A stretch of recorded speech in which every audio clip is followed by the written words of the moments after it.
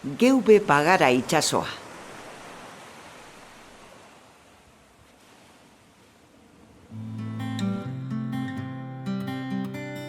Itsasoak bitxa dakar, baina ez beti zuri-zuria. Inoiz gorria eta inoiz beltza ere bai.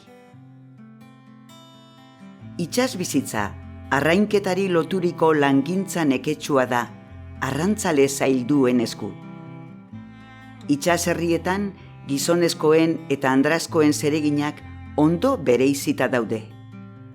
Arrantzalea gizonezko irudikatzen dugu, baina zer ote litzateke arrantza emakume barik. Andrazkoek emazte, ama eta etxeko andre izateaz gain, beste hainbat egitekoren ardura ere badute.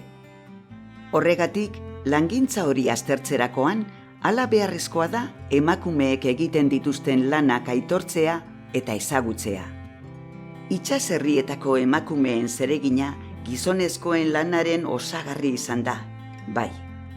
Baina, zenbat lan, sare konponketan, arraina saltzen, zenbat ardura, umeak etxekotasun jatorrez hazten eta hezten.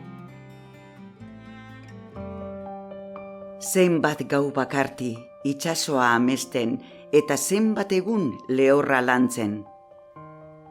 Gizonen ardura nagusia, itsasora irten eta arraina ekartzea izan da. Baina behin portura helduta, lanik gehienak emakumezkoek egin izan dituzte. Ontziak uzten lagundu, arraina salmentarako prestatu, kalerik kale ibilian saldu, eta zerrez. Itsas bizitza arrain langintza da. Uretan gizonezkoena, eta lehorrean emakumezkoena. Baina, bibion lana ez da berdin baloratu gizartean. Arrantzaleen beharrari ikusgarritasuna eman zaio, emakumeenak ostera ez du aitortzarik izan. Etxetik kanpora egiten duten jardunari etxe barrukoa gehitu behar zaio. Kostaldean gainera, hau nabarmenagoa izan da, gizonak denboraldi luzeetan itsasoan egonik, familiako eta etxeko ardatza emakumeak izan direlako. Horregatik esaten da kostaldeko andreek izaera berezia dutela, bizimoduak eta itsasoko kresalak ematen dien aparteko izaera zorrotza eta nortasun sendoa.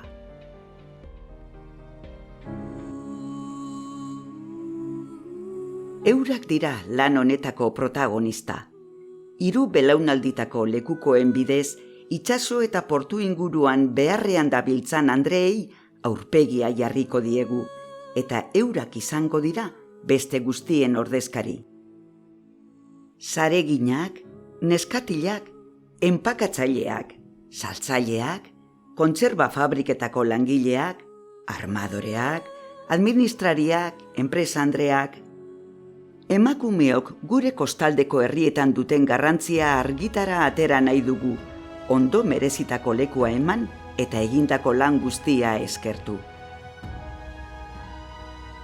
Itsas andereak zainetan kresala daroa. Zaindu dezagun geure geurea dena.